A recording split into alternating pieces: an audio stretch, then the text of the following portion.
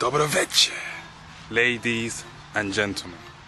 So I thought I would drop a little video about the significance of Bosnia qualifying for the World Cup. I've already touched on this previously. I mean, I think everybody can intellectually understand the significance, but I don't know if everybody can feel the significance. Out here, beautiful day. This park is quite significant to me. Grew up playing ball here. I ran a club here as well. So, yeah, man, all good. Anyway, first things first. On a general level. What am I saying? In a general level. So you know you're turning Bosnia when you start saying on this. In a general sense, the Bosnian national football team has done something that politicians in Bosnia haven't managed to do for the last 20 years, right? And that's give people a sense of unity. And that's not to say that football is solving problems. Of course, I'm not saying that. That would be ridiculous. But what I am saying is it's given people a sense of unity, like and a sense of togetherness, and it's a representation of how things could be. Obviously, it's a symbolic reference, basically, is what I'm trying to say. And I mean, like I said before in the video about Bosnia qualifying for the World Cup is more than football. The reason why it's more than football is because of this representation that I'm talking about. And you look at the team, there's people from different ethnicities, which we would more break down into religions, right? And it's no problem. Everyone's playing together. Everyone's wearing the Bosnian shirt, representing the Dragons, aka Burek boys, right? So it's a beautiful thing, man. And to bring it down to a more personal reasoning for why I feel the significance is I remember, okay, the first time when I went to Sarajevo was 2010, and I was living in Sarajevo with my boy Enes, who's actually from Bihać, so it was the first time for both of us in Sarajevo. And yeah, man, we went through a lot of stuff, and to be honest with you, like, we didn't know each other up until that point. Like, we knew each other through a mutual friend that we met in Zagreb the year before. And we stayed in touch with Facebook, we spoke pretty regularly on Facebook, but then it was just like, we both do video production, and there was some gig coming up to do video production in Sarajevo. We were like, yeah, man, he was telling me about, you know, this business they were trying to set up, and I was like, man, I want to get involved in that. He's like, why don't you come down? I was like, yeah, really? Yeah, there we go. I just went, and the way we didn't even have an apartment, but the way we got an apartment, that's another story in itself. Anyway, cut the Bible short. We didn't have internet or cable in our apartment, and that's not because people don't have internet and cable in Bosnia. That's just we personally didn't have it in our apartment. We didn't have the money, right? We didn't have the funds.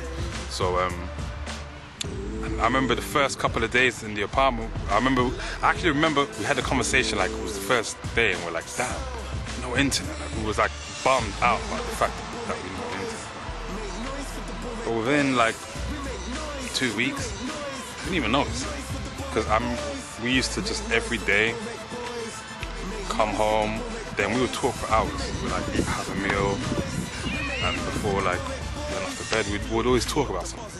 Always, usually a long time, about minimum like 30 minutes, but often it could be like 3 hours. Like, shit, gotta get up early in the morning, whatever. And it's like, yeah, we used to talk about a lot of stuff, and you gotta take two guys from, you gotta think about it in the context of two guys, two different places in the world, coming to a city they both never been to before, and you know, two different life experiences. And so we learned a lot from each other. I learned a lot about like Bosnia and stuff that happened there, and he learned a lot of stuff about the UK that he wouldn't have thought happened in the UK or was possible to happen in the UK. So yeah, man, it was a real period of growth, I would say.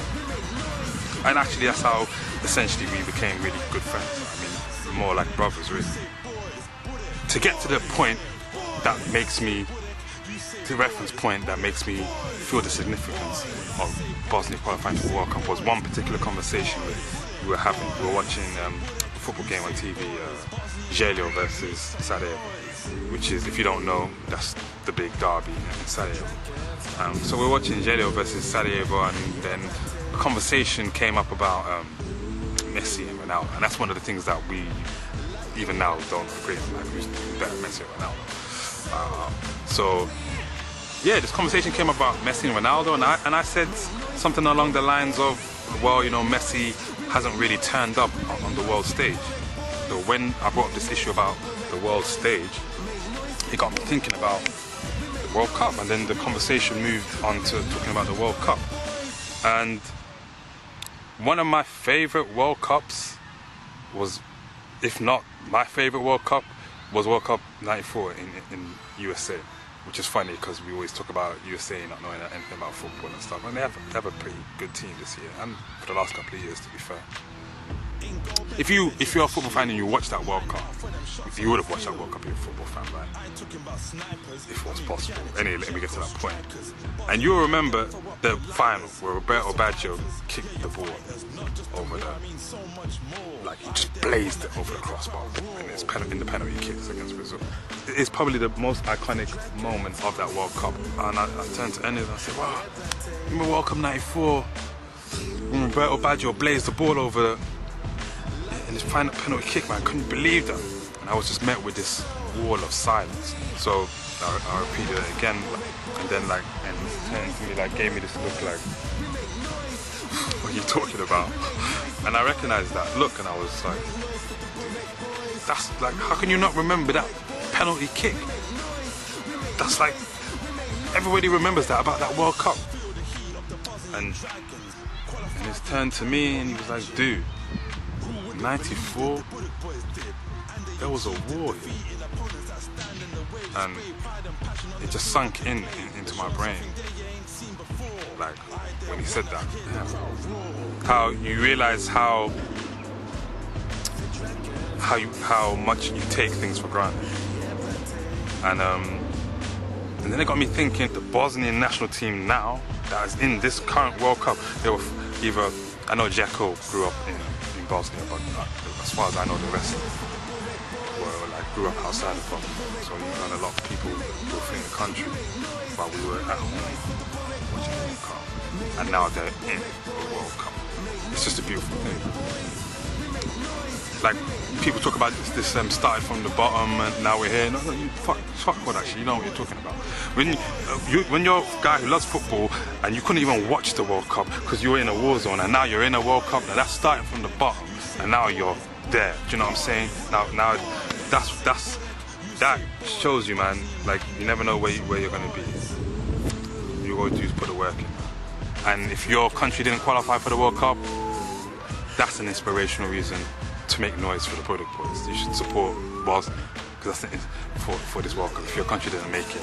Or if you just want a secondary team to support in case your country goes out, or even, what if your country's still in it, just as long as they don't play Bosnia, right? That's another reason to make Bosnia your secondary team for the World Cup. So yeah, man, make noise for the product boys. That's what I gotta say. Videos. Ciao. If you don't know much about Bosnia, I hope that can help you feel the significance of what it means for Bosnia to be in this World Cup.